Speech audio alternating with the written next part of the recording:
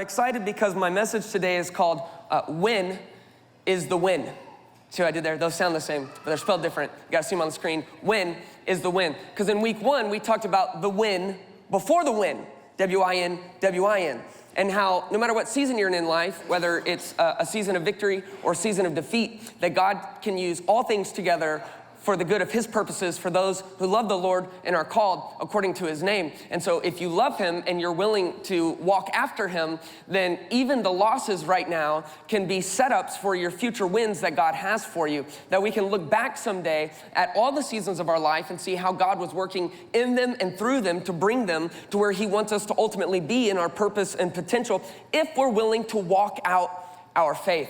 However, there's a middle. This series is called What You Started. You just heard the song. What you started, you will complete. What you started, you will complete. The start is usually exciting, right? Oh man, we believed in Jesus, we got baptized, we're on it. Man, we got the new job, moved to the new city. Man, we're newly married, newlyweds. The finish line is fun to think about. Oh, retired, empty nesters, money, traveling. Like heaven, you know, like we got the end. The problem is the middle. And it's in the middle when life gets really hard, when you're in between the wins, when you're in between what he started and what he's gonna someday bring to completion. It's in the middle where we start to ask, when is the win? Like, when do I catch a break? Man, I see everybody on Facebook gets a miracle but me. Everybody finds the man, woman of their dreams except for me. Everybody gets the job they want except for me. Like, when is my time to win? How long does it take? How long do we have to wander in the middle? How long do we have to take losses? When is the win? We're going back into the book of Joshua. We're looking at the Israelite people, and they've been in this long trajectory of wondering when is the win. They were given a promised land. They ended up going to Egypt because of a famine, and they stayed there, and they became slaves for 400 years. 10 generations of wondering, when is the win? God sends Moses, and Moses leads them out. They go through the miracle of the Red Sea. They're on their way back to the land of promise, and yet they get stuck wandering the desert for 40 years. Wondering when is the win. When can I catch a break? When can we just go in the promised land? Look, God, I see what you started. Can we just get to the finish line? Can we get to the miracle? Can we get to the good part? Can we skip the conflict? Can we get to the part of the movie where everyone cries and holds hands and we know it's gonna all be okay? Now they're at the promised land. They cross the Jordan. It's a miracle. And yet in the land that is theirs, that God has given them, it's now inhabited by savage tribes, people who are bigger and stronger than them, people like the people of Jericho who live in fortified cities, impenetrable walls, no right way to go at them and defeat them in battle. They have every advantage possible. It's like we're in the land and now it's full of people who are desperate to kill us and take it away from us. When is the win? We're gonna start at the end of Joshua chapter 5. And we see Joshua, he's wandering around, and it might seem like he's wandering aimlessly, but he's not wandering aimlessly. He's getting close enough to Jericho to look at it, because we often get transfixed on the greatest source of our worry.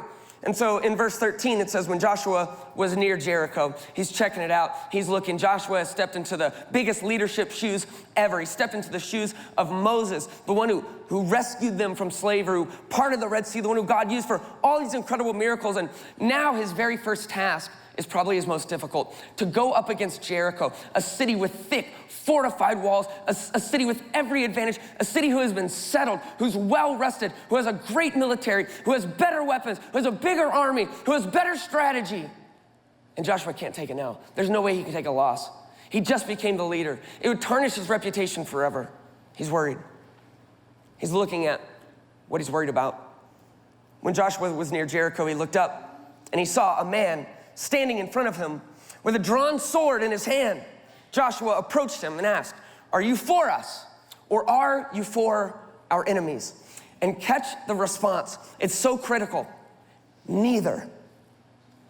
That didn't really That didn't really answer my question. This was kind of an either or thing. Are you for us or against us? There was no C on this multiple choice that somehow you seem to find. Neither.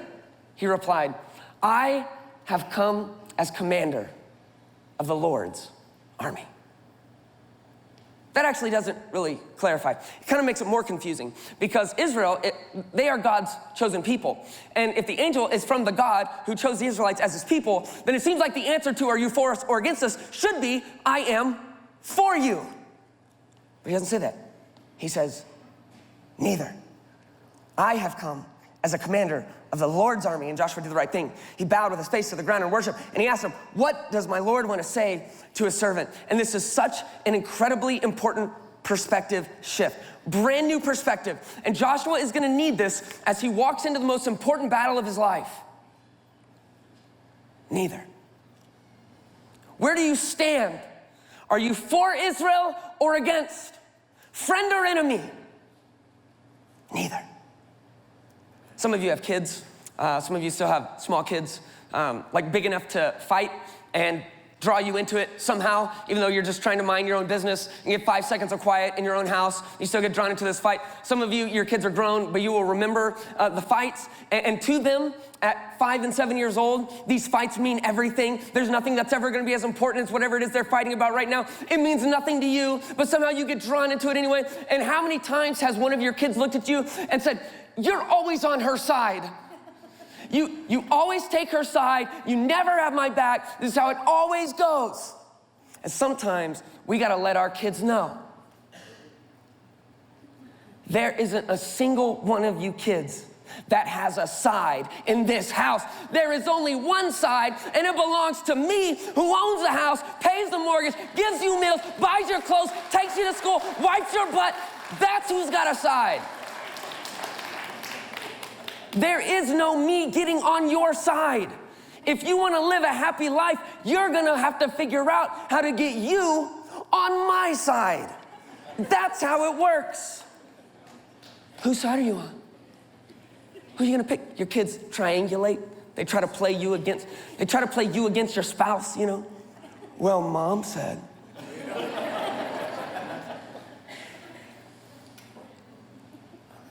You for us or against us?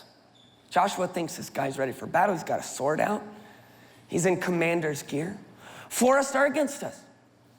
And God says, neither. Neither.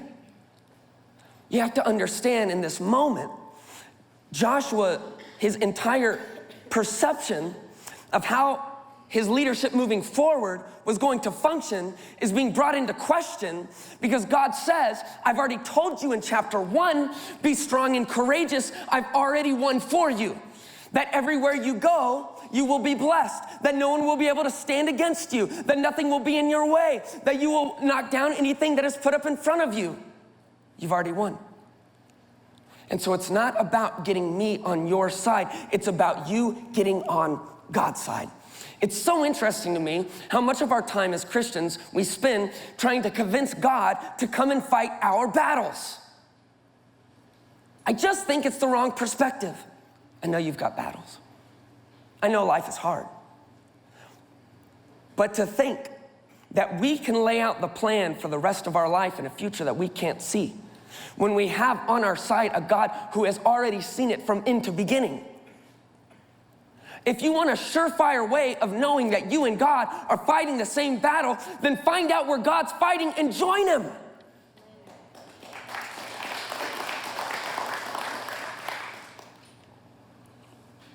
That was a better point than the clap it got, but we're gonna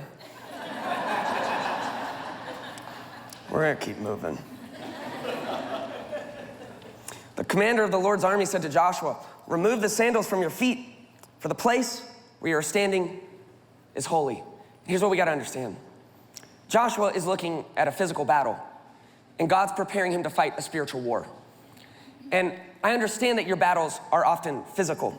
And sometimes it's physical in your mind. sometimes it's depression. But if you think that depression doesn't affect you physically, then you might not have experienced real depression. If you don't think that anxiety can affect you physically and be felt and seen and heard and experienced in real time, and some of you are fighting people, and some of you have created enemies in the workplace, and some of you have toxic relationships, and some of you are fighting your own spending habits, some of you are fighting against the debt that you are drowning in, and you just keep spending, because it's the only place that you feel like you have any control when you can swipe a card. Some of you are fighting a very real addiction. I get it. You are in a physical battle. But if you notice, the angel of the Lord leaves without ever giving Joshua the plan for battle. Before he gives him a plan, he has to instill a new perspective. You are in a physical battle, but this is a spiritual war, and you are going to win it in a way that only God is able to get the credit for it. And so now that we have a shift in perspective, it's time for the plan. We move into chapter 6, verse 2. And the Lord said to Joshua, look, I have handed Jericho, its king, and its best soldiers over to you. March around the city with all the men of war, circling the city one time. Do this for 6 days. Have 7 priests carry 7 ram's horn trumpets in the front of the ark. But on the 7th day, march around the city 7 times while the priests blow the trumpets. And when there is a prolonged blast of the horn, and you hear it sound, have all the troops give a mighty shout. And then the city wall will collapse, and the troops will advance, each man straight ahead. This is a very strange battle plan. Very strange. And the reason that Joshua needed such a significant perspective shift was to prepare him for such a significant strategic shift. On their path to the promised land, Israel has come up against huge nations. I mean, they were outgunned, they were outmanned, they were out-strategized. Like, they should have been destroyed by these nations, and yet Israel destroyed them, slaughtered them in battle. And now they're warriors. And God says, I'm gonna take you from warriors to walkers. Y'all remember malls? You remember the mall? Going to the mall? Some of you young people, y'all don't know this. There used to be these big indoor places called malls. And you would just go there and spend a whole day, and you would eat pretzels, and you'd buy shoes, and that's where you would hang out. And there were arcades, which is like all the games you have on your phone now, but you had to get out of your house to go to do it. And one time I remember I was in middle school, and I was trying to kind of get the drop on a pair of shoes, and so I got to the mall right when it opened, like on a Saturday, right when it opened, like I didn't even know it opened that early, and the craziest thing happened. I got to the mall, and there were like 1,000 senior citizens walking around in Skechers. They had leggings on and 1-pound weights in each hand, and I was like, this is what they do. I didn't know this. Like, they get this in, they eat at Luby's at 4 p.m., and that's... It was so crazy to me, right? It really tripped me out. And I learned that, and then one day I remember thinking, like, 50 years ago, I bet they were at the mall, but they weren't walkers. They were warriors, baby. They were there. They were picking up some chicks, right? They were macking. They weren't in Skechers shape-ups, you know what I'm saying? They were swag. Like they were warriors. Look what time does to us, man. From warriors to mall walkers. More power to you. I don't know where our senior citizens are walking these days. Seems very unsafe. We should open some malls. There's a hard shift when life changes. And within a matter of a month, to take warriors and now insist on being walkers, that's a tough sell. And so Joshua's just taken over. He's got to be very worried about Jericho. And it's like, when Moses was here, we would kind of just like open a can, like just do business. And my first battle speech is we're gonna walk, and then walk, and then walk, and walk, and then on the 7th day, don't worry, we're gonna walk 7 times. Seems like a bad way to start. But Joshua's faithful. he gives them the command. After Joshua had spoken to the troops, 7 priests carrying 7 trumpets before the Lord moved forward and blew the trumpets. And the ark of the Lord's covenant followed them. And while the trumpets were blowing, the armed men went in front of the priests who blew the trumpets, and the rear guard went behind the ark. But Joshua had commanded the troops, "Do not shout or let your voice be heard. Don't let one word come out of your mouth until I say." This is such a familiar Bible story. Even maybe if you haven't grown up in church, there's a chance that you've heard of the Battle of Jericho, where they yell at the walls and magically the walls come tumbling down. And something that I think happens, and it's a great shame, is in the really well-known Bible verses and Bible stories, they kind of get put into the same arena as like nursery rhymes or bedtime stories, right? We make them very like kid-friendly, and we put them in neat little songs. I remember when I learned the story of Jericho as a kid, I learned it in a song. Joshua fought the battle of Jericho, Jericho, Jericho. Joshua fought the battle of Jericho. I remember the moves. And the walls came tumbling down. It's my first dance move. Catch me in the club. They don't know I'm doing Jericho. Learned it in Sunday school. Never thought I'd use it. And so it's just like really surface level, you know? And we get really surface level teaching out of it, like God is good, God is powerful, God will win your battle. Those are good. But when we fail to get into the intensity of the actual moment, when we fail to slow down and go, I know this story, but what if I try to imagine walking it out? What if I not to read myself in, but to just dive into some context? What if I understand the intensity of what is happening in the lives of the people in this story?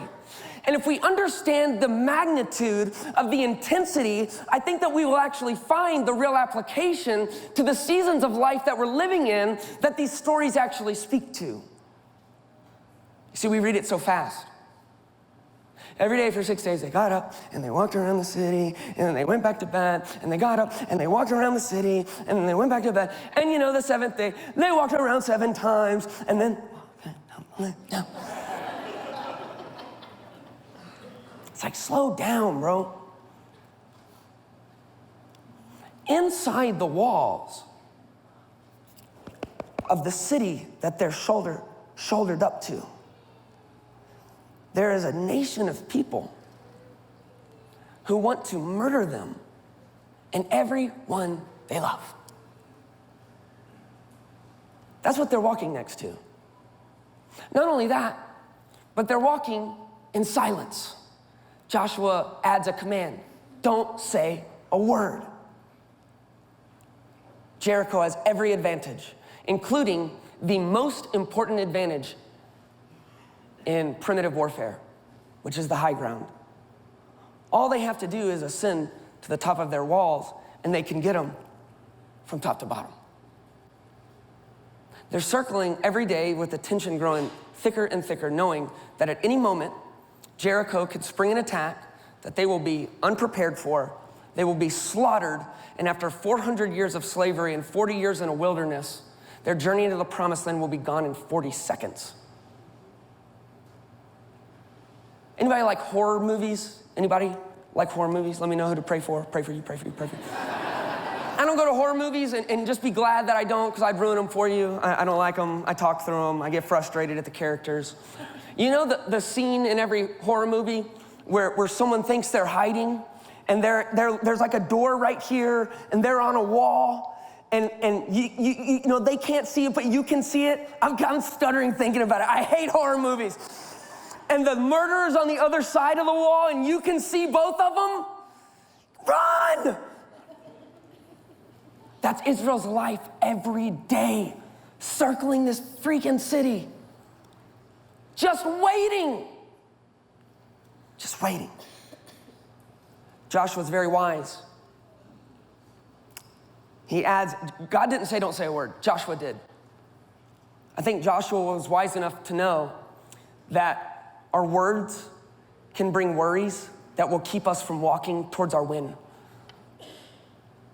That we have this thing we do where we start reflecting on what the worst case scenario could possibly be, and we start spreading it amongst ourselves, and pretty soon we have created a scenario of fear that doesn't even exist in real life.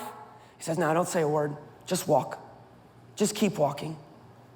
Verse 11, the ark of the Lord was carried around the city, circling it once. They returned to camp and spent the night there. They would have been exhausted. They literally walked around an entire city's perimeter. They circled an entire nation of people. This is like battle by Weight Watchers. They are getting their steps in, bro. Like this is a hard, infuriating, anxiety-filled, just fear of failure, fear of death, every single moment, hard to breathe, feel like you're just gonna jump out of your skin, and that's day one. You think anyone slept on the first night, knowing that they were gonna wake up and go right back up against the same wall, with the same nation, with the same intent to murder every one of them, to walk around it again? Every day the tension grows. Every day the fear grows. Every day the anxiety grows. And they continue to do this. Joshua got up early the next morning, day 2. The priests took the ark of the Lord, and the 7 priests and the 7 trumpets, and they marched in front of the ark of the Lord. And while the trumpets were blowing, the armed men went in front of them, and the rear guard went behind the ark. And on the second day, they marched around the city once. And they returned to the camp. And they did this for 6 more days. When is the win? I'm tired of walking. I'm tired of standing in silence while the people inside these walls are planning our demise. I'm tired of doing nothing. We're warriors, not walkers. What are we doing out here? Can we talk about day 4? Trying to get yourself motivated to go on day 4? You've already done 3 days and you're not even halfway done. You've got 4 days left. And I think this is where so many of us are living. We're going to bed knowing that we're gonna wake up in the same sense of loneliness that we go to sleep in. We go to bed at night and we know that the collectors that are calling at night are gonna be calling in the morning for the debt that you can't afford, but you keep spending anyway. It's like, God, when am I going to win? Like, I get it, what you started and you're gonna complete it, but it feels like it's taking a lot longer than I anticipated. And you go to bed with the same toxic relationships that you're gonna wake up to the next day, and you go to bed in the same job search that wasn't fruitful for the last month, and you can't see any light at the end of the tunnel. You go to bed with the same addiction you're gonna wake up with. This is life in the middle, in between the wins. This is when people give up. This is when that nagging question starts eating away at us. When is the win? Sometimes we start to feel like we deserve it. Like, God, for real? Can I get a break? Can we shake things up? Can I get out of this pattern? Just fighting every day. Can I have one day without fighting my spouse? Just one. Can I have one day where I come home and don't get nagged? Can I have one day where my kids obey? Can I have one day where I feel worth? We go to bed with a new hookup, knowing that they're gonna be gone before breakfast. We're gonna be even less valuable to ourselves than we were the day before. It's just over and over, and we're lost in the middle, and we feel like giving up, and it just keeps in the back of our head, when is the win? God, I'm trying so hard. I'm trying to be a good parent. I'm trying to be a good husband. Man, I gave some money to the church. Like I deserve something. And what are we doing? We're trying to get God on our side. We're trying to convince him to get our win. I mean, this is just one of those messages where we gotta get real honest. That life gets real hard. That sometimes we're doing our best to try and follow Jesus, to walk out our faith, but there's a lot of temptation to quit walking when you're in the middle, when you can't find the win. After 6 days, it actually got harder. Early on the 7th day, they started at dawn and marched around the city 7 times. You know what that means? It means that when they woke up on day 7, they had marched 6 times, and they weren't halfway done marching. They had to march 7 more times. Just keep on walking. Does it ever feel like the last lap is the longest? Does it ever feel like the closer you feel like you should be to your win, the harder it is to obtain? I do this in CrossFit. I know, I trick myself. It's how easy it is to trick me. I trick myself. Like you're not supposed to be able to tickle yourself? I trick myself. Because I know, no matter how many reps I'm supposed to do, the last 3 are the hardest. If it's 10 reps, 8, 9, and 10 are gonna be hell. If it's 15, 13, 14, 15 are gonna be hell. So you know what I do? This is how I count. Can I tell you how I would have counted if I was an Israelite going 7 laps? This is how I count in CrossFit. I'm not making this up. Pray for me. I would count like this. 1, 2, 3, 4, 3, 2, 1. That's how I count. I go halfway up, and then I start going down. Because I know the closer I get to the actual number I'm trying to get, the harder it's gonna seem. And it's not just me. I did some research. You know marathons? Number one, I don't believe in marathons. I mean, I know they happen. I just don't believe in doing them. But if you do it, more power to you. You know where most people quit a marathon? This is amazing, because I would think it's after 3 miles, because I ran 3 miles one time, and that sucks, right? 26.1 miles, that's a marathon.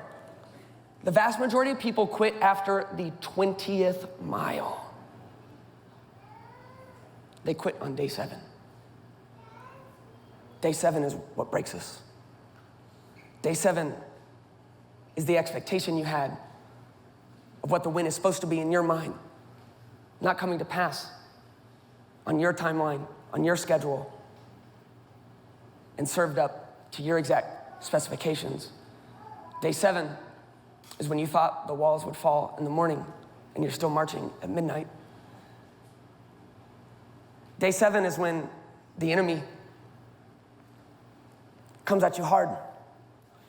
When you're in the middle and you start wondering when is the win, the enemy will come and offer you exit ramps. And a lot of times, the things on the other side of these exit ramps look a whole lot like the things that Jesus has already saved you from. The things that you went to as your false gods before you met the true God. And when you're in the middle and you can't see the end, because by definition, faith in the middle can't see the end.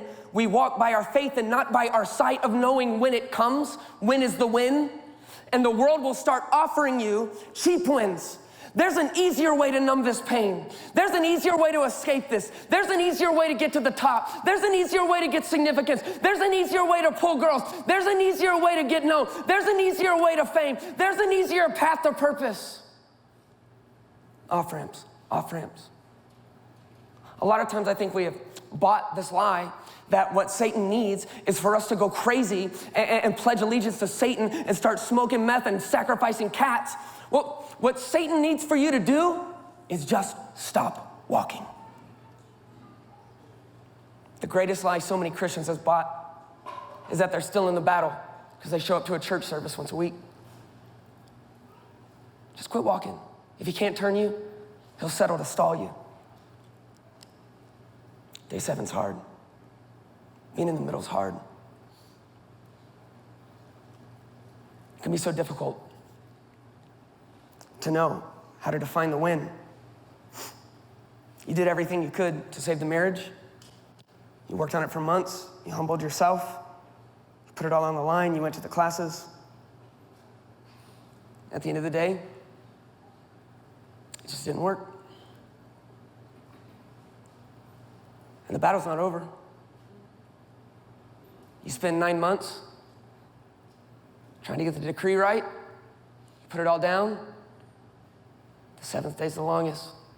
No day will be longer than when you have to go to court to sign it. It's like, geez, when can I catch a break? Like, I trust God. I do trust him. But it's just not working. I'm reading it. Like I'm in the life team. Like I get it, the win before the win. Like that sounds good. Like I'm motivated on Sunday, you know? But life's hard. When's the win? Sometimes the hardest thing is just to keep walking when we're not exactly sure where the finish line is. In verse 15, early on the seventh day, they started at dawn. They marched around the city 7 times in the same way. That was the only day they marched around the city 7 times. And after the 7th time, the priests blew the trumpets. And Joshua said to the troops, "Shout, for the Lord has given you the city. You have not given yourself the city. You did not come in as warriors. This is unmistakably only able to be chalked up to the glory of God, who sent us on a crazy mission, walking and walking and walking. And because they walked and because they didn't give up, the troops shouted in verse 20, and the trumpet sounded. And when they heard the blast of the trumpet, the troops gave a great shout, and the wall collapsed, and the troops advanced into the city, and each man straight ahead, and they captured the city, and God gave them the victory, and the walls came tumbling down. That's the story of Jericho. And some of you are so ready to fast forward to the shout. Let me just get to the part where the walls come down. God, I'll take just one stone off one wall. It doesn't even have to fall down. Just let me see a crack in it. Let me see some kind of hope while I'm in the middle. Let me know a wind's coming. Show me something. Man, give me some sign of favor. You see, before they had the plan, they had to get the perspective. And I think we need a new perspective. If you can't come here and get real about the fact that life is hard, that we get stuck in the middle and we're not sure if it's worth it to keep walking. If we can't be real about that here, we can't be real about that anywhere. And I think if we're gonna really thrive and really make a difference and really see the impact that God has for us and really unleash our full potential, we've gotta redefine the terms. It starts with a new perspective. And that new perspective cannot be missed. You are in God's house. There is not a side that you have for God to get on. God has a side for you to get on. That the battle is raging for the lives and hearts and minds and souls of the people of the world around us. And if you want to fight with God on your side, don't spend your time convincing Him to come down into your haphazard plans. You find where God is and go fight for Him. To do anything else is to define the wins of your life by your own faulty expectations. You will fall short of them. You will blame God for it. And it will only be a wrong perspective that is to blame. What if instead we redefined that the win was us getting on God's side? You see, I don't think that the win was when the walls fell down. I think that the win was found in the walking. And I feel like what God sent me to tell you today is that for those of you who are in such a painful season and you don't know how you're gonna make it, and you don't wanna lose your faith, and you don't wanna lose hope, but you feel it slipping away because you're not sure when God is gonna meet your expectations, that as long as you are walking, you are winning. Just keep walking. Do not lose heart. Do not lose faith. You can't see it now, but if you will keep walking, you will see the win someday. As long as you're walking, you're winning. And we went 3 years and $30,000 into an adoption just to get to the country and to be thrown out, and it was just nothing. It was just over. And there was nothing we could do. And because I have a wife who has more faith than me, we just kept walking. We got a call. There's a little girl here named Kimberly. The walls came down. I couldn't see the win, but we just kept walking. Man, I thought we would have circled Kmart 7 times and already kicked the things down and yelled at it and shouted. But you know what? We might still be on day 1. I just don't know. I don't know. I'm not that good of a leader. I don't know the answer. But I know as long as we're walking, we're winning. I don't know what season you're in. I don't know how bad you're wanting to give up right now. Redefine the win. If you're walking, you're winning. And if you gotta crawl one day, then you crawl one day. And if someone's gotta pick you up and put them on your back, that's why the body of Christ is here. As long as we're walking, we're winning. And when is the world gonna change? It's gonna change when a movement of people decide that as long as I'm breathing, I'm walking, and as long as I'm walking, I'm winning. And Satan, if you want me to quit walking, you're gonna just have to take me out. As long as you're walking. I know it's hard. There's gonna be days you stop.